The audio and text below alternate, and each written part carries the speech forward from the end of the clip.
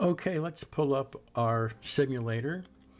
And this is the banker player probability system. We're on the main road.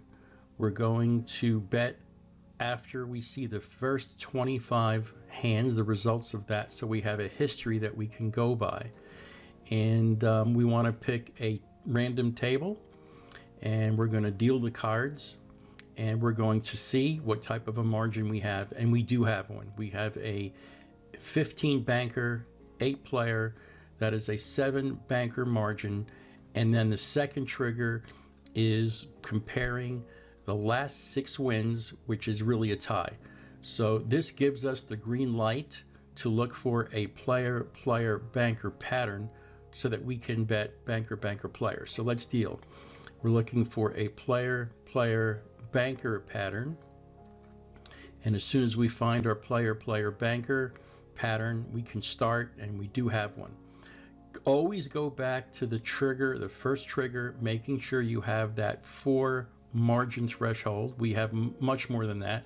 We actually have 9, and the last 6 hands at 1, that's the second trigger, is really basically a tie. So you have the green light to now find a banker player, banker player. Let's deal. First card is a player loss, second card is a player loss, tie, and a player win. So we won on the third hand. And again, player, banker player, won on the third hand. And let's go to another table. And this table is not conducive to play on. It's 11-11. The first trigger is most important, so let's go to another table. Now this table also is not good to play on because there's not a 4 margin threshold that we look for. This next table, again, we're not going to play on it. It's 11-11 banker player, not conducive to play. Let's pick another table, and we have a good one now. We have 8 players, and we have 16 bankers. It's an 8 win threshold. And the last 5 out of 6 wins were actually banker. So we have the green light now to find the pattern of player banker, because we want to bet on banker player, banker player. So let's look for a player banker pattern. Banker, looking for a player banker. Sometimes you have to wait, sometimes it comes up pretty quickly. In this particular shoe, we're waiting, and it's worth waiting for because I like this shoe.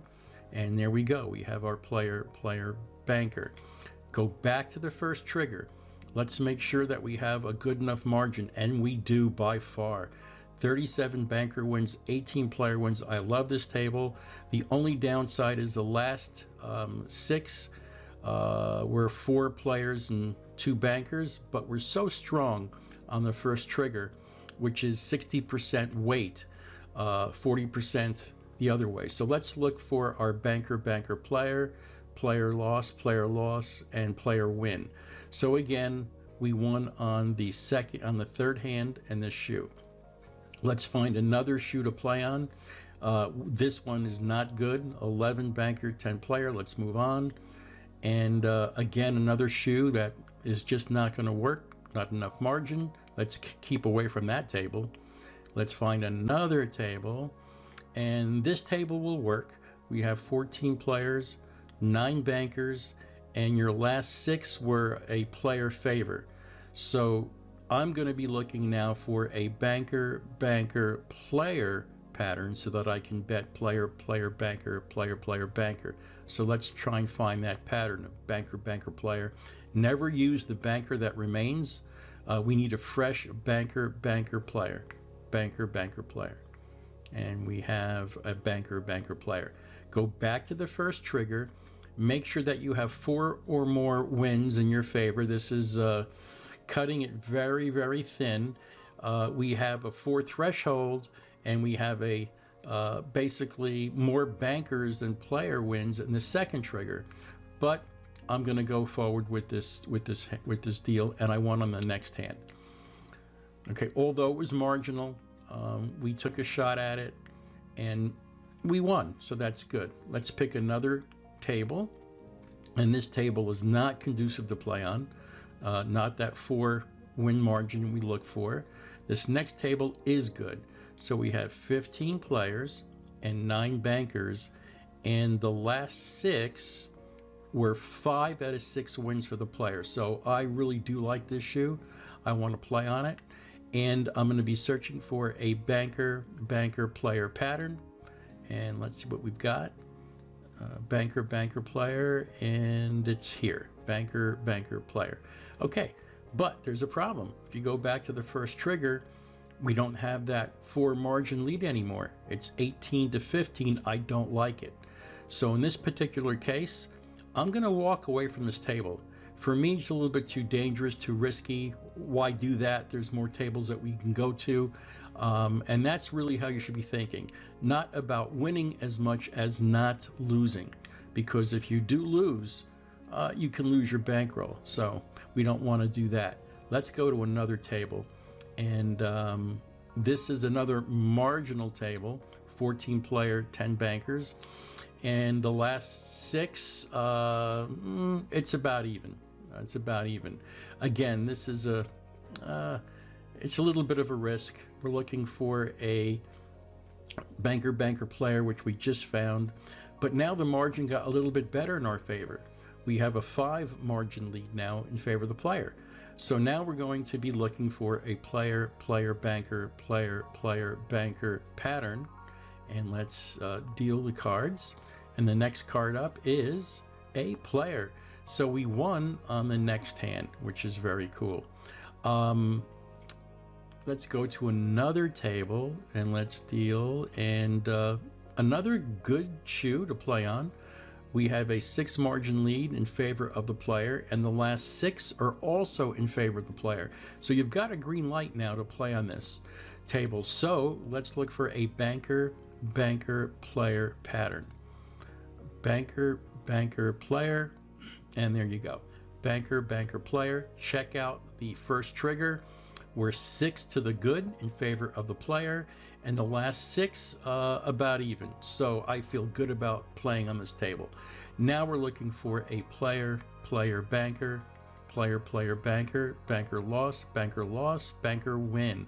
So we won on the 3rd hand in this shoe. Again, important to always check your first trigger after you find that pattern. That is critical. And again, we want to make sure that we're going to protect ourselves as much as possible from a loss. And we can control that with this game to an extent. So we have another shoe that has a player favor of 8, which I like. The last 6 wins are actually 3 and 3, which is a go. So I like it. Let's now try and look for a banker player. Tie, banker player. There you go. Let's go back to the first trigger, and we've widened our margin. Now we have 18 players, 11 bankers. Last 4 to 6 were banker wins, but again, I like the margin of player versus banker. So we're now going to be looking for a player banker. First card we won on the next hand. So we have our player right there. This is how our club members play banker player. When they're not playing the animal system, which is very hot, they do play the banker player system, but the probability, and it's a 9 martingale level, not a 10 martingale level. You don't need that when you're playing probabilities like we've been playing. So let's deal another shoe, and another table I like. This is 14 player wins, 8 banker wins, and the last 6, again, about even, and I like the margin. So we're going to be looking for a banker player pattern. So let's deal. Banker player is what we're looking for, and we've got it pretty quickly. Okay, now go back to the first trigger. We're right at the threshold of 4, that 4 margin. We're just meeting it. And the last 6 wins were in favor of the banker. So this is a marginal table to play on. It's a decision time. Do we move forward? Well, we made the first trigger, but we didn't really make the second trigger. But again, 60% of the weight is on the first trigger. So I vote for playing. We're looking for a player, banker, banker loss, banker win. Again, we won on the third hand dealt. The good news is we have not gone over 3 levels of martingale in all the shoes we've played, and that's an excellent sign. That means that you're playing the game correctly and you're playing the probabilities absolutely correctly. You can really basically, if you use your head and you follow the rules and have discipline, you can basically pick the right tables. There's so many people that I see every day that wind up losing, not playing the system, but they wind up losing because they just play on the wrong table. Here comes Christopher Mitchell. At the beginning of 2020, I had this addiction of greed on my life. I had a humongous ego. You had a humongous ego? You still do. In fact, it's even bigger now, Christopher, than it's ever been. And I feel sorry for you. But over the rest of 2020, you know what I did? I broke the addiction of greed off of my life. And I got rid of my humongous ego. I humbled myself. And I've gained so much knowledge and wisdom this year. I am completely confident and completely comfortable and completely content knowing that there's a sucker asshole out there every day that you can rip off. That's what you're content with. I have set a goal for myself in 2021 coming up right around the corner to never, ever lose in the casino again. Do you mean to tell the entire world that only the king of Baccarat, Christopher the Scammer Mitchell, will never lose again in a casino? Is that right? That's right. I just said that on video. That's going to go live all over the world on YouTube. Let me say it again. My goal in 2021 is to never lose in the casino again. We all thought that you lost that ego. Well, that may be true because you really don't have the money to play unless you scam the next sucker. Isn't that right?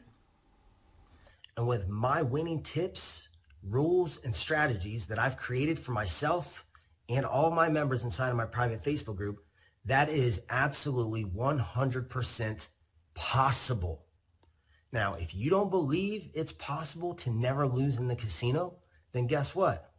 You lack my confidence and you don't have my winning tips, rules, and strategies. Unless the suckers have your winning tips, they'll lose. So hurry up and send some money to Christopher Mitchell so you can never lose in a casino.